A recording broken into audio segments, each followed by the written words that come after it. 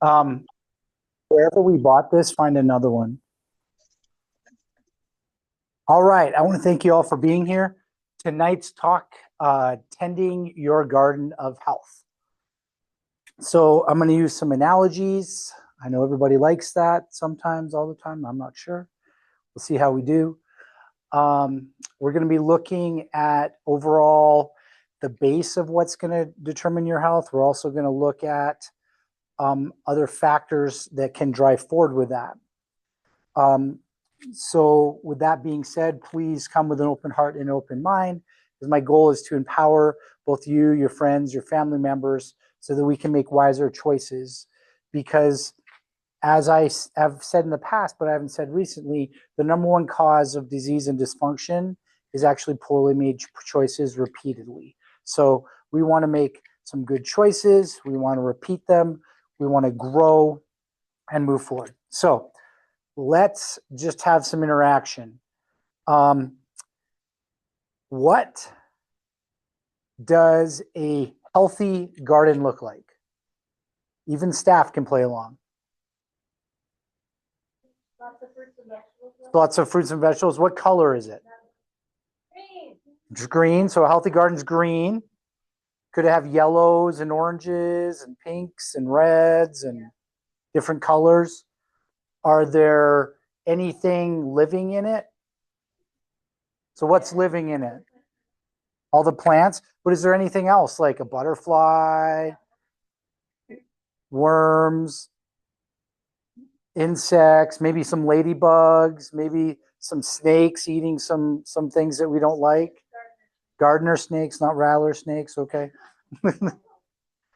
How about, do we have anything coming else that lives in it? Do we have like bats, or do we have well, most people don't know bats are actually the second or third most pollinating animal. They actually pollinate things. So just FYI. Bees. So we got bees, crickets. So we got different things living in there, right? So it's not just your tomato plant or your pepper plant or your squash or your zucchini or anything like that. We have all these different things living in there that make the whole garden work correctly. So why I want us to look at this is to think, if we're thinking of our body like a garden, the base is going to be the soil. So what's the soil of our health? When we look at what's the base that drives everything, it's going to be different aspects of what we're doing. The big one that I always talk about is brain health, nerve system health. So that's going to be part of the soil. And then the other ones that we talk about are things like gut health and vagus function health. So if we look at this, if our brain is healthy, aka the frontal lobe is working correctly, cerebellum's working correctly, they all communicate correctly, then what it controls, which is our whole body, will start working correctly. What about the communication pathway between the brain and the body? We have the spinal cord, but there's one nerve that controls majority of the digestive function. And what is that nerve? The Las Vegas nerve we got from the crowd. That's correct. It is the vagus nerve. And so if that nerve is working correctly, we know we can have the gut working correctly. What I want us to look at, though, is the fact, and I put a lot of time into the brain, so I'm not going to go as depth into that today, but we're going to look at digestion. So when we look at digestion, there's multiple factors. It starts up here. It actually starts, and this is what's interesting, digestion starts when you look or smell at something. So you look at something or smell something. That's actually when digestive starts. So you go, what do you mean? Well, as soon as you look or smell, all of a sudden you're going to start salivating. And the enzymes that from salivation will actually start breaking down the food. Depending on what food it is, and then I'll go into some interesting research, will determine what you're going to actually produce. So they've shown in research, if you think about sweets, you will actually start producing insulin.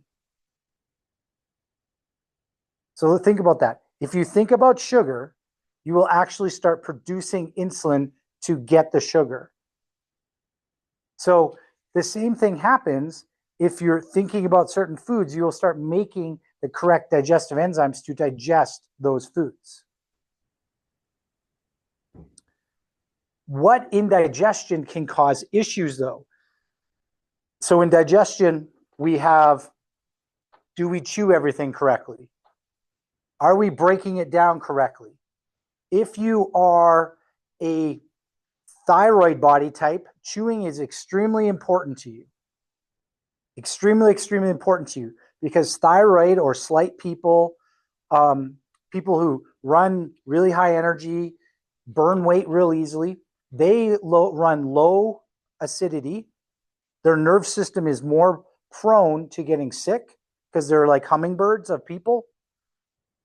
And their blood sugars run low. So the hummingbird people, basically the person who can eat anything and not gain weight, those people need to chew a lot because they don't have as much stomach acid. Whereas if you're somebody who's a substantial body type, like a gonadal or an adrenal, those people run high acidity. So they can literally eat like a dog where they take big gulps and their acid can actually break it down. Now, obviously you want to chew more, but this is why in my family, my wife, for her to stay healthy, she has to chew everything. And I don't have to chew as much and I'll break it all down as well. Should I chew as much? Yes. Does chewing set up the food to get digested better? Yes. But based on how much stomach acid you have is going to determine if you're set up to win or not. So if the vagus nerve is fatigued and you don't make enough stomach acid, what does that set you up to? It sets you up to having low amino acids. Well, what does that have to do with anything? It means you can't make the neurotransmitters. So now you can't make serotonin, the happy pain management drug, can't make dopamine, the payoff pain management drug, the finishing one. You can't make your GABA, the calming down, and so forth. So if you don't have the acid, you can't make the neurotransmitters and you can't move them up and down correctly. Then the stomach will break everything down. Then it goes into the small intestine, large intestine, the gallbladder, and all the other things work. And if we get past that, then you look at the digestive tract itself. Most people aren't aware that roughly 60% of digestive issues have no symptoms. So I'll say that again. 60% of digestive issues have no symptoms. So you can have leaky gut and your only symptom is anxiety or depression or sleep problems or chronic pain. You go, well, why would that happen? Well, let's do chronic pain. That's a simple one. You have leaky gut, you eat food. And when I say leaky gut, do you guys know what I mean, or do you want me to explain some of that? Explain some of it? Okay. So in the gut,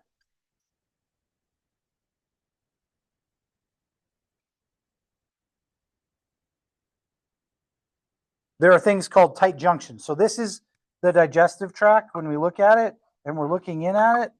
And this is the blood on one side and the inside where the food is.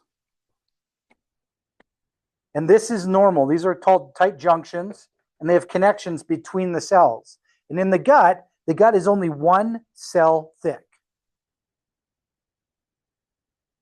So like skin, layers and layers and layers. But the digestive tract, the gut, is only one cell thick.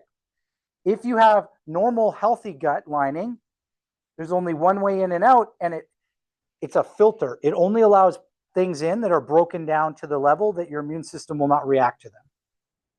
So it filters you so you won't attack your food. If you have leaky gut, there's a hole, and the big food protein can go through, and then your body sees big food protein, and it recognizes it as something foreign, and then attacks it. Then when it attacks it, it can make antibodies. And when it makes antibodies, now you have an allergy to it. And if that antibody cross-reacts, like remember that GAD65 that I talked about, and dairy, If you don't, I'll go over it again. So dairy, the protein, let's say it looks like this. And our body makes an antibody specifically to that. Let's say that's dairy. And then the GAD antibody or GAD enzyme looks like this, but there's a similarity where they can match. Your body recognizes certain binding sites, it's called, and will actually react to them. So if you're sick, say you have a flu or a fever, your immune system is spiked, and you drink dairy, and your body attacks the dairy, you can literally make antibodies to that GAD65 enzyme because it matches dairy. Now that enzyme is found in your pancreas. So now you get type 2 or type 1 diabetes. That enzyme is found in your brainstem. So now you can get obsession or OCD issues because now you can't make GABA. So you see how this interacts. So basically the food comes in, and if you have leaky gut, it can make your immune system overreact. That's the simple answer. So it means instead of it being stuck, so big things can't get through, it has these big holes and it can actually get through. The more the food gets through, the more likely you are to get issues. The more the food goes through, the more inflammation you will have. So you can literally have headaches and chronic pain because you have leaky gut. You can have OCD because you have leaky gut because you're not making enough of the antibodies, or not antibodies, proteins in the digestive tract. So basically, in your digestive tract, you'll also have all these different bacteria. And the bacteria, each of them will actually put things together like Legos. So the bacteria in your gut will actually put Legos together, and then your body takes them and makes serotonin out of it, or makes different amino acids, or makes vitamin K out of it, and so forth. So that's why a good microbiome or a good gut bacteria is healthy for you. The other aspect that most people aren't aware of is your gut. It removes 30% of all the toxins in your body. So if you have a bad microbiome, you can't remove the toxins. So is it important to have the right bacteria in your gut? Yes, because it literally determines neurotransmitters, digestive function, but it's also going to determine if you feel good or bad, if you have chronic disease processes.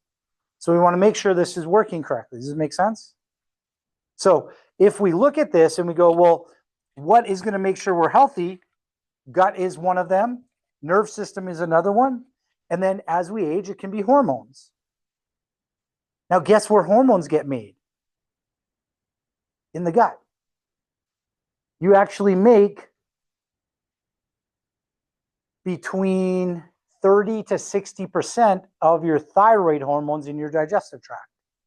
So if you have low thyroid and you have a gut issue, that's literally what's probably causing it, because you can't convert the hormones into the form you need.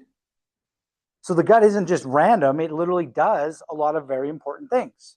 So if we want the soil to be healthy, we need a good brain, we need good nerves communication, we need a good gut, and we need good hormones. That's the building blocks. What would happen if we had soil that was in Chernobyl and it was exposed to a lot of radiation? Would that be healthy soil? It'd be bad, right? But here's what we run into. The next thing that we put into the soil are the seeds. So if the soil is sick and then we start putting the seeds in, are they going to grow? No. So what are the seeds that are going to actually make us healthy? The seeds that would grow to take care of us. These are things like food choices. So if we have a healthy gut and we put in bad food, we can actually make our healthy gut sick. So what's something like bad food? High in sodium, high in processed fats. So this is something like eating McDonald's every day. That's not going to be good for you. And if you don't believe me, watch the movie Super Size Me. If you haven't, I'll give you a little synopsis of it. This fellow ate McDonald's 3 meals a day, and whenever they said, do you want to be supersized? He said yes. He went from being perfectly healthy to within a month having prediabetes, cirrhosis of the liver, and having anxiety and becoming impotent in literally a month of just eating McDonald's. So if you watch it and it'll show the whole regime of what he did. So diet, food can be one thing. So if we have the seeds of good food and we have a good gut, then we put good food in and we grow the right stuff. The next thing is going to be movement. So a seed that's going to make your body work correctly is to move our body. So the more we move our body, the more we stimulate it, the more we deal with stress management, the hormones work better. This is all good. The next seed that we want to put into the body is sleep. If we have proper sleep, we are literally going to be able to heal. If we don't, it makes it harder because we get more inflamed. And then the last one we're going to put into it is mindset. So how are our emotions? What do we look at things? Do we look at things as simplistically? Is it half empty or half full? Are we complaining regularly about things? Or are we happy that we're still alive to do things? An example, my pastor, he did a speech on this a couple weeks ago, and he said, are you saying I get to do this? Or are you saying I have to do this?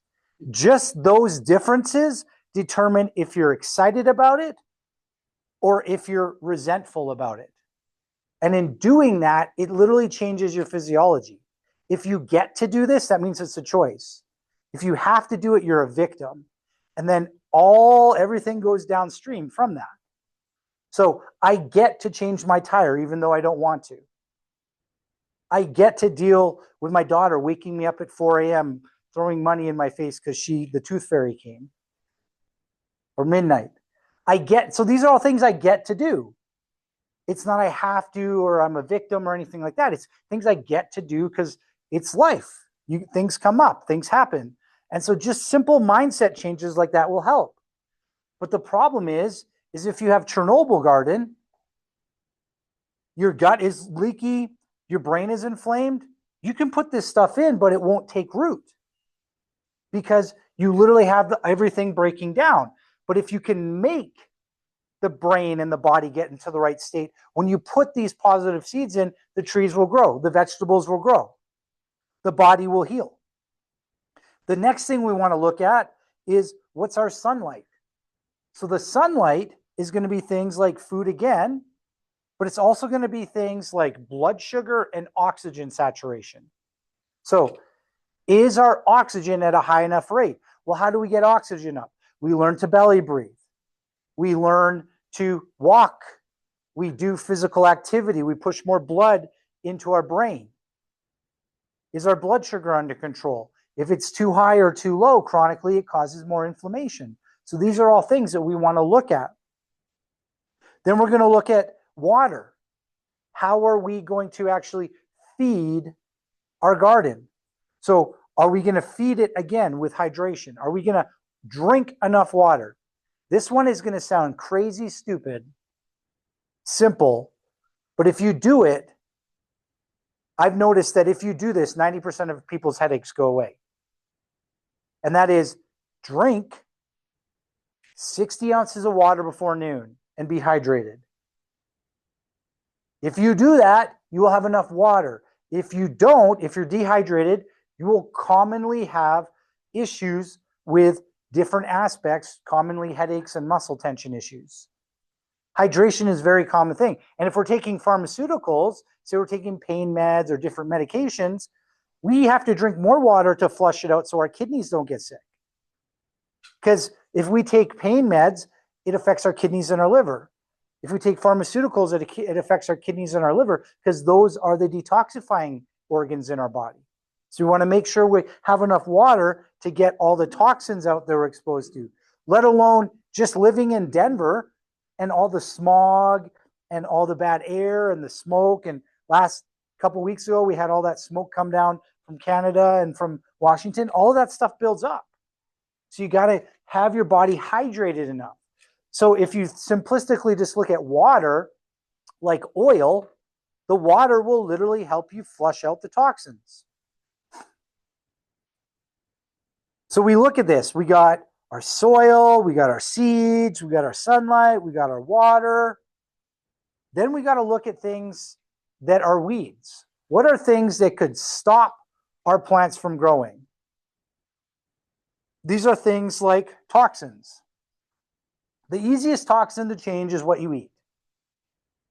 Basically, if it's something God made, it's not going to be sick for you. If it's something man made, it's going to be harder on you.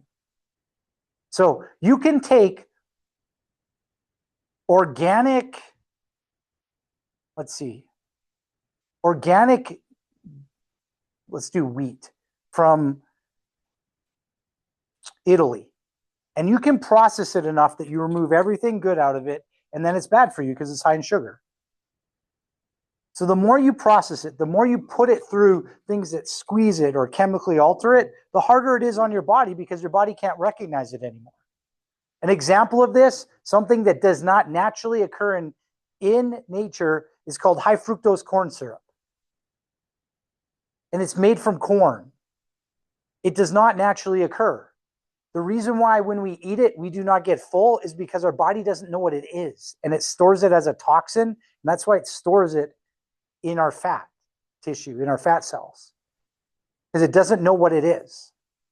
But it's sweet, so it makes you crave it.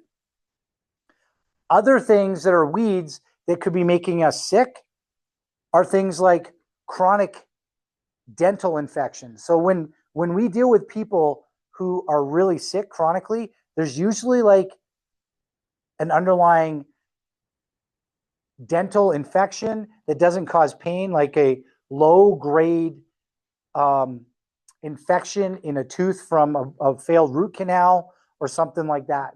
And the only way you can really tell is if you have a 3D x-ray of your teeth done to see if you have any of those infections. Other things, chronic infections in your gut. Remember I said 60% of people don't even feel any discomfort when they have gut issues because there's not a lot of feeling nerves in your digestive tract.